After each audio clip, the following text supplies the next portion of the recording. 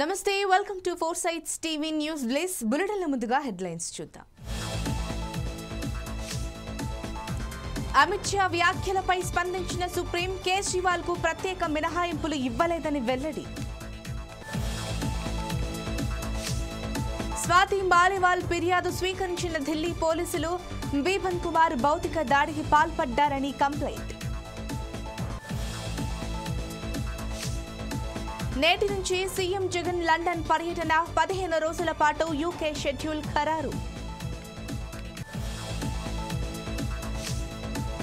హైకోర్టును ఆశ్రయించిన జూనియర్ ఎన్టీఆర్ స్థలం వివాదంలో న్యాయస్థానానికి యంగ్ టైగర్. బులెటిన్ డీటెయిల్స్ చూస్తే ఢిల్లీ సీఎం అరవింద్ కేజ్రీవాల్ కు తాత్కాలిక బెయిల్ మంజూరు చేసిన విషయంలో తామేమీ ప్రత్యేక మినహాయింపు ఇవ్వలేదని సుప్రీంకోర్టు స్పష్టం చేసింది. ఎవరికి ఎలాంటి మినహాయింపు ఇవ్వలేదు. ఏది న్యాయ సమ్మతమని భావించామో దానిని మేం మా తీర్పులో స్పష్టం చేశామని తెలిపింది. తాత్కాలిక బెయిల్ అంశంలో కేజ్రీవాల్ కు కోర్టు ప్రత్యేక ట్రీట్మెంట్ ఇచ్చిందని దేశంలో పలువురు భావిస్తున్నారంటూ కేంద్ర హోంమంత్రి బీజేపీ కీలక నేత అమిత్ షా చేసిన వ్యాఖ్యల నేపథ్యంలో సుప్రీంకోర్టు ఈ విధంగా స్పందించింది. ఢిల్లీ మద్యం విధానం కేసులో ఈడీ తనను అరెస్టు చేయటాన్ని సవాల్ చేస్తూ కేజ్రీవాల్ దాఖలు చేసిన పిటిషన్పై జస్టిస్ సంజీవ్ ఖన్నా, జస్టిస్ దీపంకర్ దత్తాలతో ధర్మాసనం విచారణ జరిపింది. ఈ సందర్భంగా కేజ్రీవాల్ తరపున సీనియర్ న్యాయవాది అభిషేక్ సింఘ్వి వాదనలు వినిపిస్తూ అమిత్ షా పేరు ప్రస్తావించకుండా ఆయన చేసిన వ్యాఖ్యలను ఉదాహరించారు.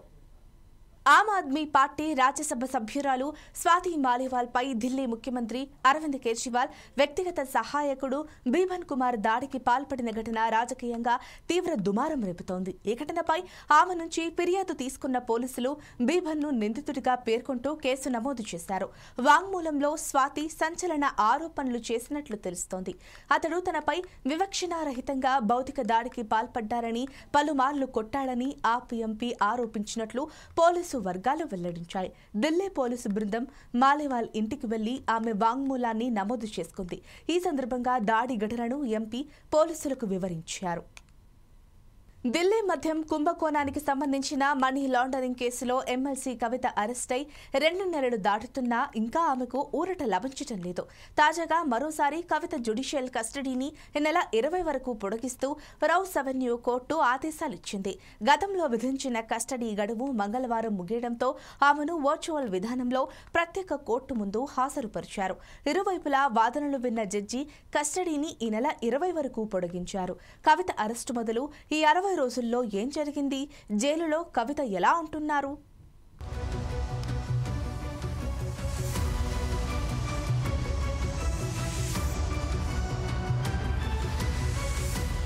ఢిల్లీ లిక్కర్ స్కామ్ కేసులో అరెస్టై జ్యుడిషియల్ కస్టడీలో భాగంగా తీహార్ జైల్లో ఉన్న బీఆర్ఎస్ ఎమ్మెల్సీ కల్వకుంట్ల కవితకు బ్యాడ్ లక్ ఇంకా కంటిన్యూ అవుతూనే ఉన్నట్లు కనిపిస్తోంది. ఢిల్లీ లిక్కర్ స్కామ్ కేసులో భాగంగా కవిత అరెస్టై 2 నెలలు కావస్తున్నా ఇప్పటికీ బెయిల్ దొరకలేదు. పైగా మరోసారి కవిత జ్యుడిషియల్ రిమాండ్ను న్యాయస్థానం పొడిగించింది. ఈడీ దాఖలు చేసిన ఛార్జీ షీట్ ను ఢిల్లీ రౌస్ ఎవెన్యూ కోర్టు పరిగణలోకి తీసుకుని విచారణ చేపట్టింది. ఈ కేసుకు సంబంధించి 8000 పేజీల సప్లిమెంటరీ ఛార్జీ షీట్ ను ఈడీ అధికారులు కోర్టుకు సమర్పించారు. ఇరువైపులా వాదనలు విన్న కోర్టు కవిత జ్యుడిషియల్ రిమాండ్ను మరోసారి పొడిగించింది. ఈ నెల 20 వరకు కస్టడీని పొడిగిస్తూ ఉత్తర్వులు జారీ చేసింది. అయితే కవిత ఛార్జీ షీట్ పరిగణలోకి తీసుకోవడంపై విచారణను ఢిల్లీ రౌస్ ఎవెన్యూ కోర్టు మే 20కి వాయిదా వేసింది. లిక్కర్ స్కామ్ లో కవితను కింగ్ పిన్ గా ఈడీ వాదనలు వినిపించింది. ఆమె నేతృత్వంలోనే సౌత్ గ్రూప్ నుంచి 100 కోట్లు ఆ కీలక నేతలకు చేరాయని తెలిపింది. ఈ సమాచారం రాబట్టేందుకు కస్టడీకి ఇవ్వాలని ఈడీ కోరటంతో 2 దఫాలుగా మొత్తం 10 రోజులకు కవితను ఈడీ కస్టడీకి కోర్టు అప్పగించింది. అనంతరం మార్చి 26న జ్యుడిషియల్ కస్టడీ విధించింది. కవిత తీహార్ జైల్లో జ్యుడిషియల్ కస్టడీలో ఉండగానే ఏప్రిల్ 11న సీబీఐ అరెస్టు చేసింది. 3 రోజుల సీబీఐ కస్టడీ అనంతరం ఆమెను తిరిగి కోర్టులో ప్రొడ్యూస్ చేయగా కోర్టు సీబీఐ కేసులో జ్యుడిషియల్ కస్టడీకి విధించింది. మరోవైపు సీబీఐ కేసులో కవిత జ్యుడిషియల్ కస్టడీని ఈ నెల 20 వరకు ఉంది.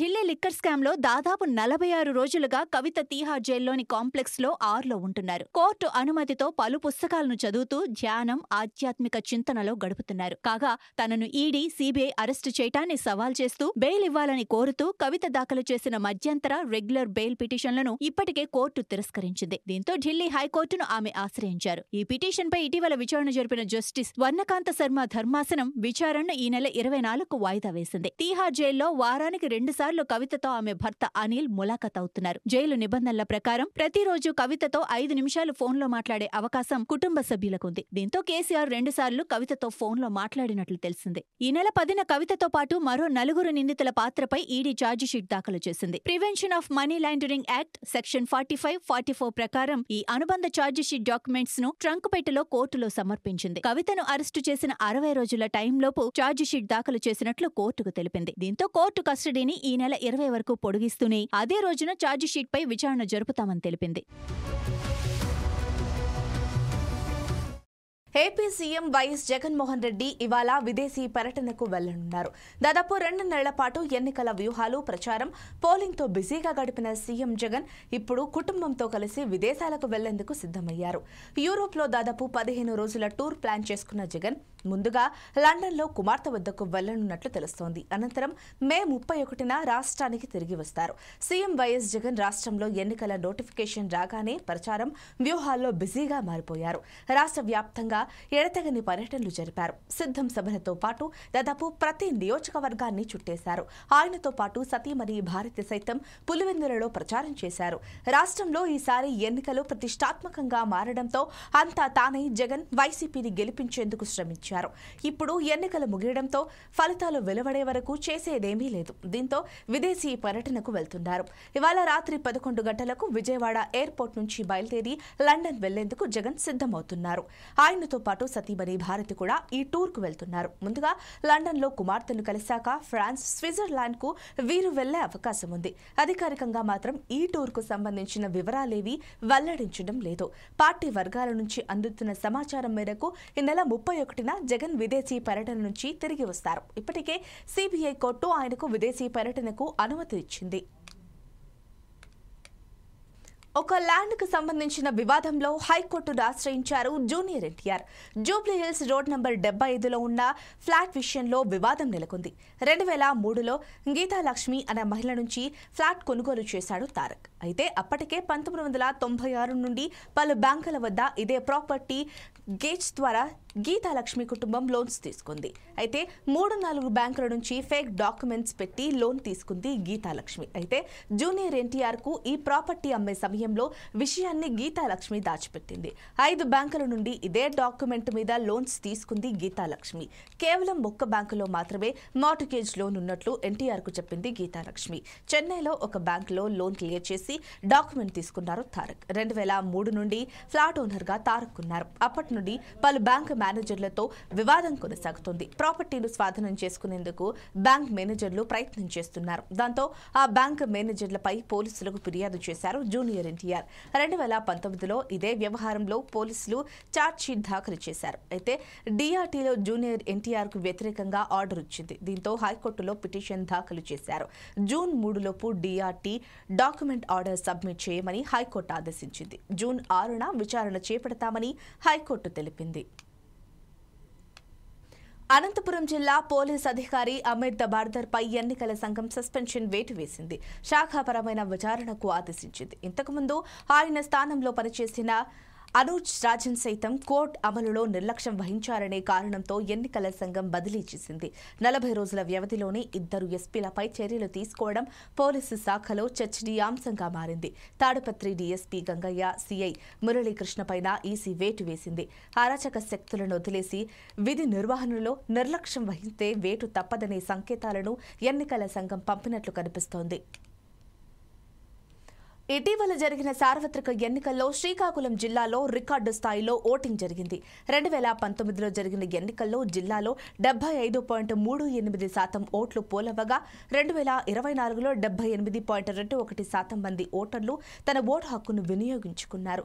గత ఎన్నికల కంటే ఈసారి 2.81% అదనంగా ఓట్లు పోలయ్యాయి. పెరిగిన ఓటింగ్ శాతం బట్టి విజయం తమదే అంటే తమదే అని రాజకీయ పార్టీలు చెప్పుకుంటున్నాయి. ఓటింగ్ సరళిని ఒకసారి పరిశీలిస్తే చూస్తే 2019లో 78.19% మంది మహిళలు తమ ఓటు హక్కు వినియోగించుకుంటే ఈసారి మాత్రం 78.21% ఓట్లు వేశారు. వీరిలో పెద్ద వ్యత్యాసం లేనట్లు కనిపిస్తోంది. జిల్లాలో నియోజకవర్గాల వారీగా ఓటింగ్ ప్రక్రియపై మరింత సమాచారం మా శ్రీకాకుళం జిల్లా ప్రతినిధి అబ్దుల్లా అందిస్తారు. 2024 సార్వత్రిక ఎన్నికలైతే ముగిశాయి. మొన్న 13వ తారీఖున జరిగిన ఎన్నికల ఓట్ల పరిశీలన బట్టి ఆ రాజకీయ పార్టీలు తమదే విజయం అంటే తమదని వాళ్ళు ఓన్ చేసుకున్న సందర్భం అయితే ఇక్కడ మనకి వారి నుంచి మనకు తెలుస్తుంది. ముఖ్యంగా గత 2019, 2024 ఎన్నికలకు సంబంధించినంత వరకు 2019లో జరిగిన ఎన్నికల కంటే 2024లో జరిగిన సార్వత్రిక ఎన్నికల్లో 2.81%, 2.81% అదనంగా పోలైన సందర్భాలు అయితే ఇక్కడ ఉన్నాయి. ముఖ్యంగా శ్రీకాకుళం జిల్లాకు సంబంధించినంత వరకు 8 నియోజకవర్గాలలో ఓట్ల శాతాన్ని మనం పరిశీలించినట్లయితే గతానికి ఇప్పటికి 2.81% వేరియేషన్ అయితే వచ్చింది. ఈ అదనంగా ఈ పోలైన ఓట్లు ప్రభుత్వం చేపట్టిన సంక్షేమ అభివృద్ధి కార్యక్రమాలకి స్పందించి ఓట్లు అదనంగా పడ్డాయని తెలుగుదేశం వైసీపీ పార్టీ వాళ్ళు చెప్తుండగా ప్రజా వ్యతిరేకత ప్రభుత్వంపై ఎక్కువగా కనిపిస్తున్నందున వల్ల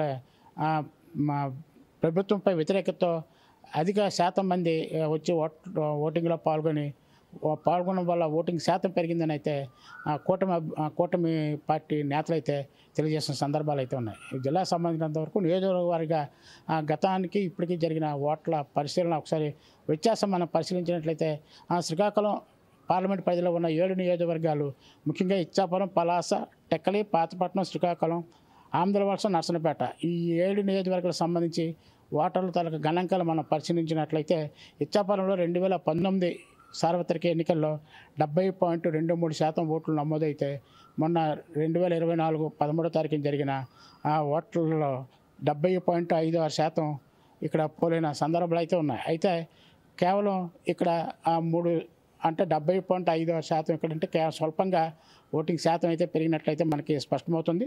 అలాగే పలాసలో 2019లో 73.35% ఓట్లు నమోదైతే మొన్న జరిగిన ఎన్నికల్లో 76.42% ఇక్కడ మంత్రి శ్రీధర్ అప్పలరాజు అయితే ప్రాతినిధ్యం వహిస్తున్నారు. ఈ నియోజకవర్గంలో 3% వరకు దగ్గరలో 3% ఓటింగ్ అదనంగా నమోదైనట్లు మనకి గణాంకాల ద్వారా మనకి స్పష్టమవుతుంది.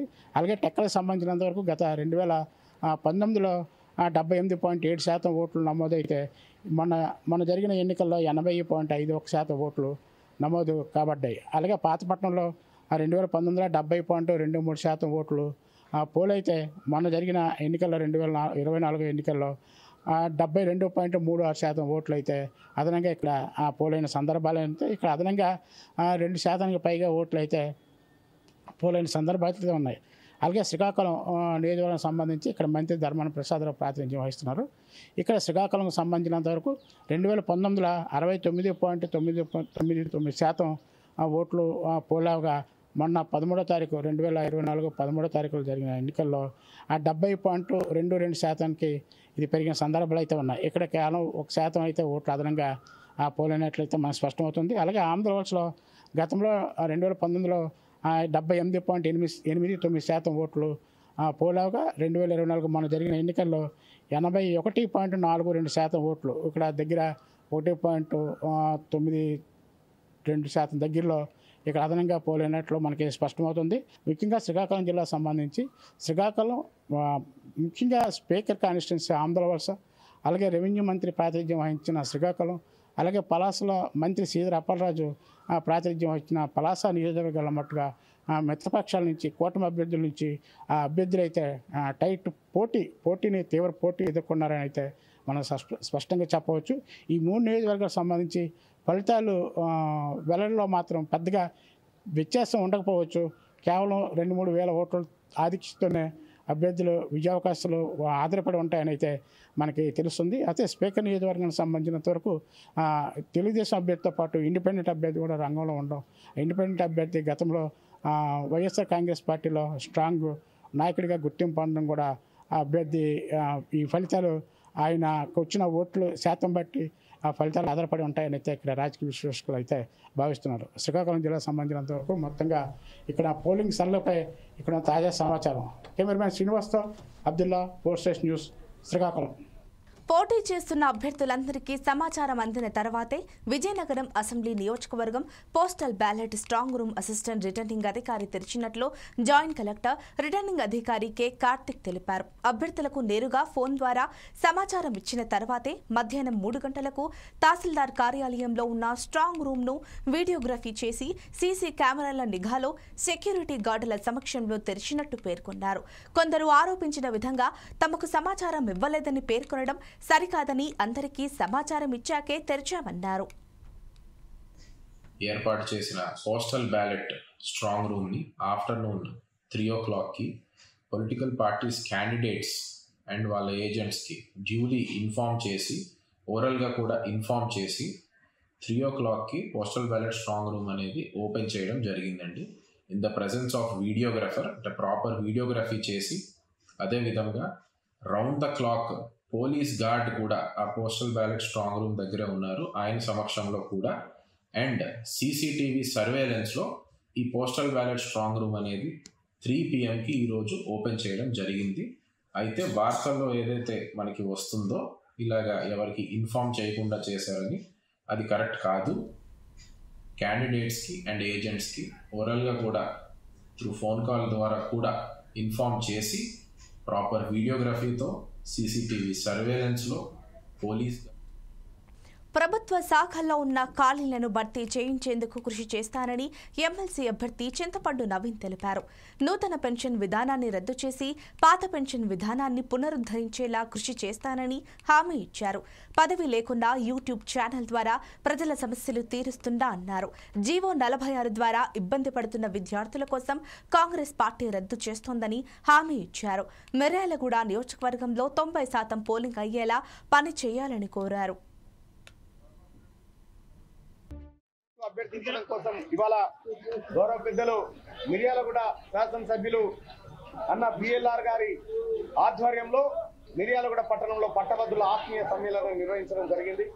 ప్రజల నుంచి అపూర్వమైనటువంటి స్పందనతోటి రాబోయేటువంటి పట్టభద్రుల ఎమ్మెల్సీ ఎన్నికల్లో కాంగ్రెస్ పార్టీ విజయకేతనం ఎగరవేయబోతా ఉంది. ముఖ్యంగా మిర్యాలగూడలో ఉన్నటువంటి పట్టభద్రులంతా ముక్త కంఠంతో చెప్తున్నటువంటి మాట, పోయినసారి అన్యాయం జరిగింది మల్లన్న, ఈసారి అది రిపీట్ కానివ్వం, ఖచ్చితంగా అత్యధిక మెజార్టీతో గెలిపించి మండలికి పంపిస్తాం, మా ఆశయాలకు నువ్వు అండగా నిలబడాలని చెప్పి రాష్ట్ర వ్యాప్తంగా జరిగిన ఎన్నికల్లో పోలీసులు ఏకపక్ష ధోరణిలో వ్యవహరించారని అనంతపురం జిల్లా వైకాపా నేతలు ధ్వజమెత్తారు. ఎన్నికల్లో అలజడి సృష్టించేందుకు ఎన్డీఏ కూటమి ముందుగానే కుట్ర చేసిందని, జగన్మోహన్ రెడ్డిని దించడం కోసం ఎంతటి నీచానికైనా దిగారని అనంత వెంకటరామరెడ్డి ఆరోపించారు. బీజేపీ రాష్ట్ర అధ్యక్షురాలు దగ్గుపాటి పురంధేశ్వరి ఇచ్చిన లిస్టు ప్రకారమే ఎన్నికల కమిషన్ అధికారులను మార్చిందని, ఎక్కడైతే అధికారులు మారారో అక్కడ పూర్తిగా హింసాత్మక సంఘటనలు జరిగాయని ఉరవకొండ మాజీ ఎమ్మెల్యే విశ్వేశ్వరరెడ్డి ధ్వజమెత్తారు. అందులో భాగంగానే తాడిపత్రి ఘటనలు కూడా ప్రీ ప్లాన్ గానే చేశారని వైకాపా జిల్లా అధ్యక్షుడు పైల నరసింహ ఆరోపించారు. దాదాపుగా 7-8 ఎలక్షన్లు జరిగాయి. ప్రతి ఎన్నికల రోజు కూడా పోలింగ్ రోజు, ఆ తరువాత కౌంటింగ్ రోజు కూడా హింసాత్మక సంఘటనలు జరుగుతూనే ఉన్నాయి, గొడవలు జరుగుతూనే ఉన్నాయి. మరి ముందస్తు జాగ్రత్తలు తీసుకోకుండా పోలీసులు పూర్తిగా వైఫల్యం చెందినారు. మనం చూస్తే సోమవారం రోజు మే 13వ తారీఖు పోలింగ్ రోజు స్వల్ప గొడవలు జరిగినాయి. మరి అది కూడా పరిగణలో తీసుకుంటే బాగుండేది.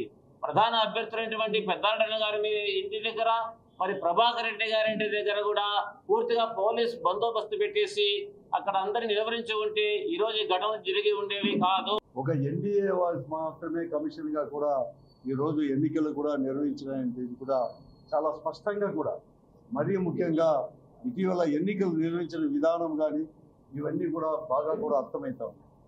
ఈరోజు ఎక్కడైతే ఎన్నికల మిడిల్ ఆఫ్ ద ఎలక్షన్స్లో అర్థవంతంగా కూడా ఈ పోలీస్ ఆఫీసర్లు ఎక్కడైతే ట్రాన్స్ఫర్ చేశారో ఒక ఎత్తుగడ ప్రకారం, అది మరీ ముఖ్యంగా ఈరోజు ఈ కూటమి అనేది కూడా ఏది ఇస్తే దాన్ని కూడా తూచా తప్పకుండా కూడా ఎన్నికల కమిషన్ అనేది కూడా అమలు పరిచిందో, ఎక్కడైతే ట్రాన్స్ఫర్ చేశారో అక్కడే పెద్ద ఎత్తున కూడా ఇటువంటి అరాచక శక్తులన్నీ కూడా విజృంభించి కూడా ఇవన్నీ కూడా జరిగిన విషయం కూడా ఈరోజు రాష్ట్రంలో కంప్లీట్గా అంతా కూడా పరిశీలిస్తే కూడా ప్రతి ఒక్కరికి కూడా అర్థం కూడా అవుతుంది. బీజేపీతో పొత్తు కుదుర్చుకున్నాడు. బీజేపీతో పొత్తు కుదిరాక ఎన్నికల కమిషన్ అడ్డు పెట్టుకుని రాష్ట్రంలో ఏ విధంగా అయినా ఎన్ని అడ్డదా ఖమ్మం, నల్గొండ, వరంగల్ బీజేపీ ఎమ్మెల్సీ అభ్యర్థి గుజ్జల ప్రేమేందర్ రెడ్డిని గెలిపించాలని కామారెడ్డి ఎమ్మెల్యే వెంకటన రమారెడ్డి కోరారు.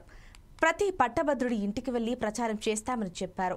విద్యావంతుల బంగారు భవిష్యత్తు కోసం బీజేపీకి ఓటు వేయాలని అన్నారు. గౌరవ ఎంపీలు రమేష్ గారు అండ్ సీతారాం నాయక్ గారు, మిగతా 12 నియోజకవర్గాల్లో ఉన్న అసెంబ్లీ కన్వీనర్లు వీరందరితో కలిసి ఇవాళ పత్రికా సమావేశం ఏర్పాటు చేయడం జరిగింది.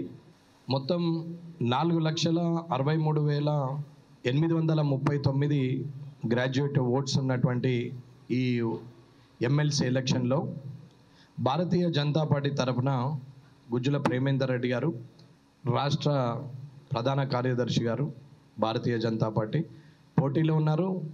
సీరియల్ నెంబర్ 1 ప్రిఫరెన్స్ ఓటు 1కు ఇచ్చి ఆయనను ఇక్కడ ఎమ్మెల్సీగా గెలిపించాలనేది ఇక్కడ ఉన్నటువంటి భారతీయ జనతా పార్టీ పదాధికారుల అందరి యొక్క లక్ష్యం.